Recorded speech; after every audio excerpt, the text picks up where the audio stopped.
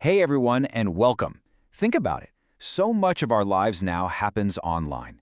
We've got our work projects, our friend groups, our fan communities. These digital tribes are everywhere. So today, we're going to dig into the psychology behind it all. We're going to explore how they shape us and how we, in turn, shape them. Okay, let's get right into it.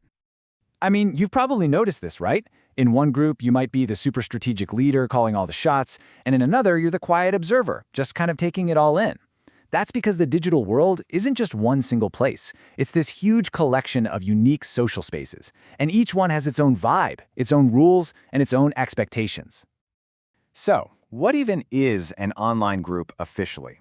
Well, the definition is actually super simple. It has nothing to do with the platform or how big it is. If you have just 3 or more people interacting online and, this is the key part, they think of themselves as a group, boom, that's it. That's an online group. It could be a massive community on Reddit, or it could be your tiny private group chat for sharing memes. And these groups usually fall into a few key categories. You've got support groups where people talk about health or social issues. You have the shared interest groups for things like gaming or hobbies, probably the most common ones.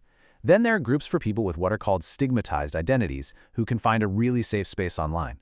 And of course, you've got the organizational groups we all use for work. I bet you belong to at least one, if not all of these. Okay, so first up, let's start with the individual. You, me. When we stepped into one of these online spaces, who do we actually choose to be? Because as you're about to see, we have way more control than you might think. Yeah, think about it. In the real world, people see us, they hear us, they make judgments before we even open our mouths. But online, we have this incredible amount of control. We get to be the architects of our own identity. We choose exactly what to share, how to share it, and who we want to present ourselves as. There's actually a psychology term for this. It's called impression management. Things like anonymity and just having a username allow us to curate our entire persona. We can highlight all our best qualities, we can hide our insecurities, or, we could even experiment with a totally new way of being. And the technology itself is kind of the perfect tool for this. When you're in a text-based chat, there's no body language, there's no tone of voice, no facial expressions. This is called cue filtering. It strips away all those little involuntary signals we give off in person, which gives us even more power to build that online self we're talking about. All right, so we've carefully crafted our online self. But what happens the moment we actually step into the group? Well, we're not just acting in a bubble. The second we're in, we start getting influenced by these really powerful and often totally invisible social forces. See, every single group has its own rulebook, and most of it isn't written down anywhere. These are the group norms, the shared understanding of what's cool and what's not. It's the inside jokes, the right way to ask a question, the topics you just know not to bring up. But that's the big question, right? Why are we so quick to adapt to these unwritten rules, especially when we're anonymous? Well, it pretty much boils down to 2 key types of social influence. Okay, first up, there's what's called normative influence. This is all about our deep, fundamental human need to belong.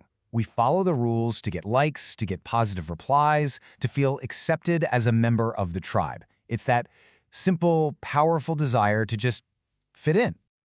And then there is the other side of the coin, informational influence. This is when we conform not just to be liked, but because we genuinely believe the group knows best. If everyone in a coding forum says one piece of code is the right way to do it, you're probably going to trust their collective wisdom. You assume they know something you don't. And this goes incredibly deep. According to something called social identity theory, these groups aren't just something we join on the side. They become a core part of who we are. Our whole identity can shift from thinking in terms of I to thinking in terms of we. Just think about the fierce loyalty in the console wars between PlayStation and Xbox fans. The group's wins feel like our wins, and their rivals become our rivals. So now that we understand how these groups shape us, let's talk about the consequences. And specifically, let's talk about anonymity because, man, it is a total double-edged sword. This whole thing is explained by a fascinating concept called the online disinhibition effect. Basically, when we're anonymous and we're physically far away from people, the normal social rules that keep our behavior in check just seem to loosen up. We feel way freer to say and do things we'd never even consider doing in a face-to-face chat. And this slide really shows the 2 sides of that coin perfectly. On the one hand, you have the benign, or good effects. People feel safe enough to be incredibly open, to share deeply personal struggles, to explore new parts of their identity. But then you have the toxic side, which we're all way too familiar with. the rudeness, the flaming, the trolling, and of course, outright cyberbullying. So we've talked about the active people, the good and the bad. But let's be real. In any online group, the vast majority of people are silent. We tend to call them lurkers, but is that really a fair term? Well, research shows that lurking usually isn't about being lazy or antisocial. A lot of the time, people are just there to find a quick answer and then move on.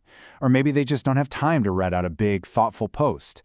They might have totally valid privacy concerns, and sometimes they just feel like the experts in the group have already said everything that needs to be said. So it's really crucial to distinguish that kind of lurking from other behaviors. Social loafing, for example, is when you're in a group task and you actively reduce your own effort. And free riding is when you intentionally take all the benefits of the group without ever giving back. So while lurking can sometimes look like these things, the motivation behind it is often completely different and way more neutral. Okay, let's zoom all the way out. We've seen how groups affect us as individuals. Now let's look at what happens when these online groups work together on a massive, massive scale. It turns out, when you connect thousands or even millions of minds online, something pretty incredible can happen. If the conditions are right, these huge groups can show a kind of collective intelligence that is way beyond what any single person could ever achieve. And we're already using this power in some amazing ways. In online learning, anonymity can help quieter students participate more equally. Crowdsourcing uses the power of the group to solve really complex problems.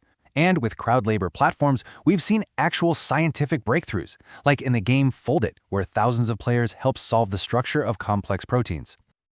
But just like with anonymity, this collective intelligence has a really dark side. For every amazing scientific puzzle that gets solved, there's the controversial and frankly dangerous practice of what's known as human flesh searches.